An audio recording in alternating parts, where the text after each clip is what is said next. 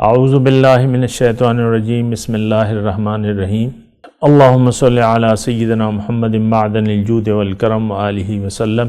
سامعین و ناظرین اکرام، السلام علیکم ورحمۃ اللہ وبرکاتہ۔ آج کا موضوع انسان کے لیے صاحب کتاب سے ملاقات کیوں ضروری ہے۔ دیکھیں، انسان کی کامیابی کے لیے ضروری ہے کہ وہ اللہ تعالیٰ کی ہدایت سے رابطہ کرے۔ اور گزشتہ نشست میں نے آپ کو کہا تھا کہ انسان اندھیرے میں ہے اور انسان کے لیے روشنی کی ضرورت ہے۔ روشنی جو ہے اس کی پھر تفصیل ہے۔ تفصیل کیا ہے کہ پھر دو اجزاء ہوتے ہیں۔ قد جاءکم من اللہ نور و کتاب مبین۔ اللہ تعالیٰ نے قرآن میں فرمایا کہ تمہارے لیے اللہ کے تعالیٰ کی طرف سے نور آیا ہے، روشنی آئی ہے اور کتاب واضح آئی ہے۔ دو چیزیں اللہ تعالیٰ، قد جاءکم من اللہ نور و کتاب مبین، نور اور کتاب واضح، دو چیزیں۔ تو بہرحال یہ اس میں کوئی اتنا یعنی سمجھنے کے لیے اتنی زیادہ مشکل نہیں ہے۔ ایک تو چراغ ہے اور وہ چراغ والا ہے جس کے ہاتھ میں چراغ ہو۔ اب آسمان سے چراغ آیا ہے اور وہ کوئی تھامنے والا نہیں ہے، کوئی روشنی تو ایسی نہیں ہوتی۔ بات یہ ہوتی ہے کہ روشنی آتی ہے پہلے انسان کے سینے میں، اور انسان کامل جو ہوتا ہے وہ کون ہے؟ پیغمبر کی ذات ہے۔ پیغمبر وہ روشنی لے کے آتا ہے۔ اب آپ نے اگر روشنی یعنی اس روشنی سے استفادہ کرنا ہے تو آپ کو پیغمبر کی ذات سے رابطہ کرنا ہوگا، یہ یعنی جو روشنی والا ہے۔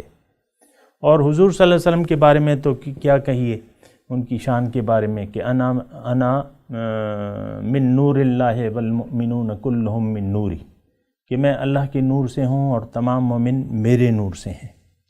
تو بہرحال وہ تو ایک الگ مسئلہ ہے ان کی جو ذات ہے، لیکن بات یہ ہے کہ روشنی آپ کو کون دے گا، روشنی سے فائدہ اٹھانے کا طریقہ کون بتائے گا، وہ پیغمبر کی ذات ہوتی ہے۔ اتنا آپ کو یعنی پتہ ہونا چاہیے۔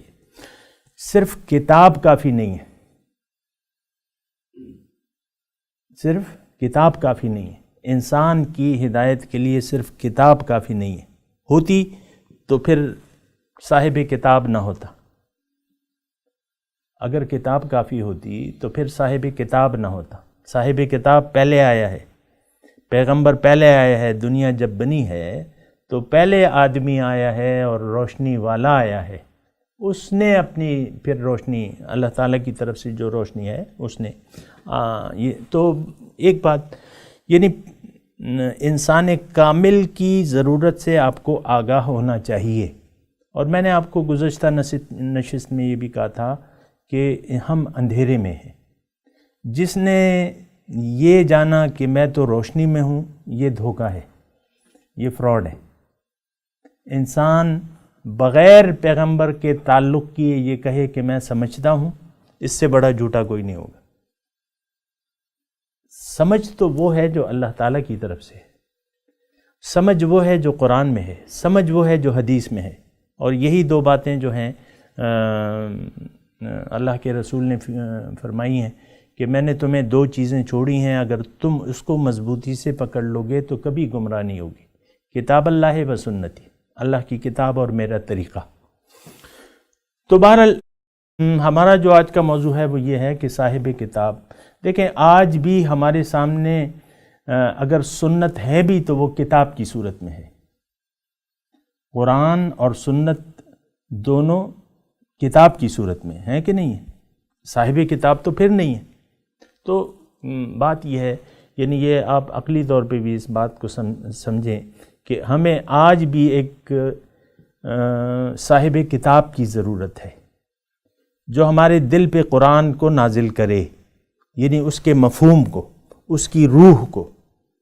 ویسے تو قرآن کا ترجمہ آپ پڑھ سکتے ہیں، کتابوں میں ہے، تفسیروں میں ہے، اس کی تفسیر جو ہے، لیکن بات یہ ہے کہ آج ہمیں ایک صاحب کتاب کی ضرورت ہے جو ہمیں کتاب کے مفہوم سے آگاہ کرے۔ اور یعنی وہ شخص جو ہوگا وہ صاحب یقین شخص ہوگا۔ ہمیں تو یقین کی بھی ضرورت ہے نا، ہمارا تو یقین بھی نہیں ہے۔